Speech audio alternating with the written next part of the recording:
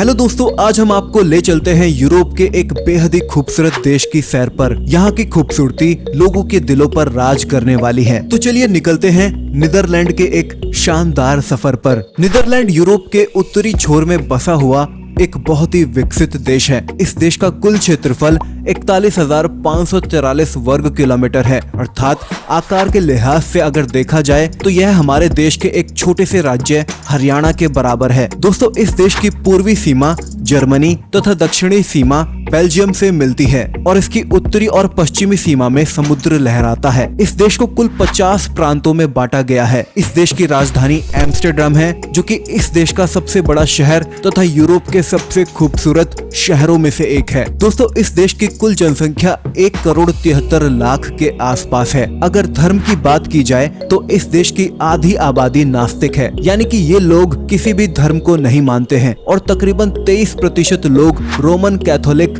धर्म को मानते हैं। यहाँ की ऑफिशियल लैंग्वेज डच है, जो कि यहाँ पे सबसे ज्यादा बोली जाती है। दोस्तों, अगर यहाँ की करेंसी की बात की जाए तो इस देश की करेंसी हमारे देश के रुपये से तकरीबन 85 गुना ज्यादा मजबूत है, यानी कि 1 यूरो बराबर भारत के 85 रुपए। दोस्तों, इस देश का कॉलिंग कोड +31 है और लोग यहाँ पर दाहिने तरफ गाड़ी चलाते हैं। अब आइए जानते हैं नीदरलैंड के बारे में कुछ रहस्यमयी और दिलचस्प बातें। हॉलैंड और नीदरलैंड दोनों एक ही देश। दोस्तों, कई लोगों के मन में सवाल होता है कि हॉलैंड और नीदरलैंड दोनों अलग अलग देश हैं, लेकिन ऐसा नहीं है। मैं आपको बताता चलूं कि हॉलैंड कोई अलग देश नहीं है, यह नीदरलैंड का ही हिस्सा है, जो कि नीदरलैंड के उत्तरी और पूर्वी हिस्से को कहा जाता है। यूरोप का सबसे निचला देश। जी हाँ दोस्तों, लो कंट्री ऑफ यूरोप। दोस्तों, यूरोप के 3 देश बेल्जियम, नीदरलैंड और लग्जमबर्ग को यूरोप का लो कंट्री कहा जाता है, यानी इन देश का जो लैंड है वो समुद्र तल से काफी नीचे है,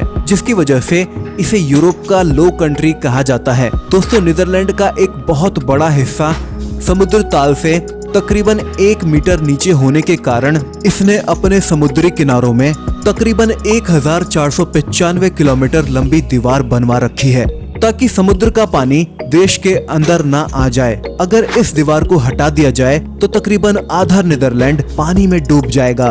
विंड एनर्जी का सही उपयोग। दोस्तों, नीदरलैंड विंड एनर्जी का इस्तेमाल सदियों से करता आ रहा है। यहाँ पर विंड मिल का इस्तेमाल बहुत संख्या में आज भी किया जाता है। आपको बताते चलें, विंड मिल एक तरह का हवा से चलने वाली पंप होती है, जिसे सदियों से नीदरलैंड में पानी उठाने के लिए इस्तेमाल किया जाता है और ऐसी तकरीबन 1000 से भी ज्यादा विंड मिल आज भी प्रचलन में है। और आपको जानकर हैरानी होगी कि नीदरलैंड अपनी जरूरत की 85% बिजली विंड एनर्जी से ही उत्पादन करती है। यूरोप का बेहद ही आकर्षक देश। दोस्तों, पर्यटन के लिहाज से नीदरलैंड यूरोप के सबसे खूबसूरत देशों में से एक है। इस छोटे से देश को हर साल तकरीबन 2 करोड़ लोग घूमने के लिए आते हैं। यहाँ का मुख्य आकर्षक प्लेस यहाँ की राजधानी एम्स्टर्डम है। नीदरलैंड यूरोप के उत्तरी छोर में स्थित होने के कारण यहाँ का मौसम पल पल में बदलता रहता है। यहाँ पर आपको एक ही दिन में तकरीबन 4 तरह के मौसम देखने को मिल सकते हैं। सुबह के समय रिमझिम बारिश, दोपहर के समय खिलखिलाती धूप, शाम के समय सुहानी हवा और रात के समय कड़ाके की ठंड।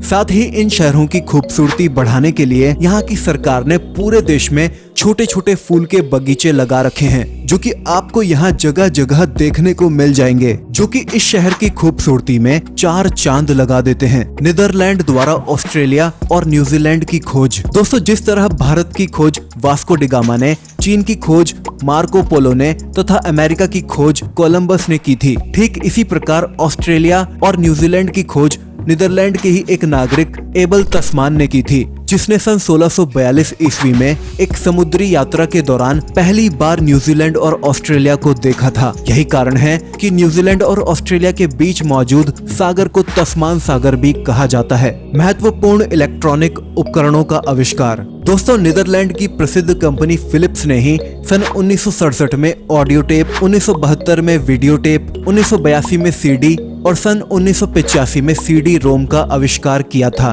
दुनिया की सबसे पुरानी कंपनियों में से एक फिलिप्स का हेडक्वार्टर भी नीदरलैंड के एम्स्टर्डम में ही स्थित है। साथ ही दुनिया का सबसे पहला बल्ब का आविष्कार भी एम्स्टर्डम में ही किया गया था, जिस वजह से इस शहर को सिटी ऑफ लाइट भी कहा जाता है। इतना ही नहीं दोस्तों, माइक्रोस्कोप, टेलीस्कोप, पेंडुलम घड़ी का आविष्कार भी 16वीं शताब्दी में नीदरलैंड में ही किया गया था। तो दोस्तों आज की इस वीडियो में इतना ही। आशा करता हूँ आपको यह वीडियो पसंद आई होगी। अगर पसंद आई हो तो वीडियो को लाइक कीजिए, साथ ही हमारे चैनल को सब्सक्राइब कर लें और बेल आइकन को भी प्रेस कर लें। धन्यवाद।